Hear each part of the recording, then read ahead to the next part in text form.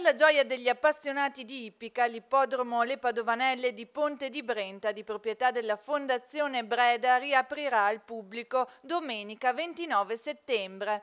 Nato il 1 maggio 1901, chiuse nel 2011. Oggi, dopo quasi 2 anni di stop, il Ministero delle Politiche Agricole ha dato l'ok alla sua riapertura. L'ippodromo Giardino Breda inaugura così con la nuova gestione del gruppo Coppiello. Prevede una grande festa, innanzitutto dal punto di vista di interesse di coloro che sono già appassionati.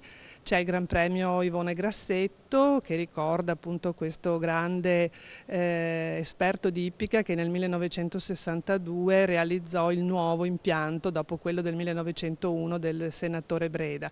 Un Gran Premio di grande qualità, quindi il richiamo sarà forte.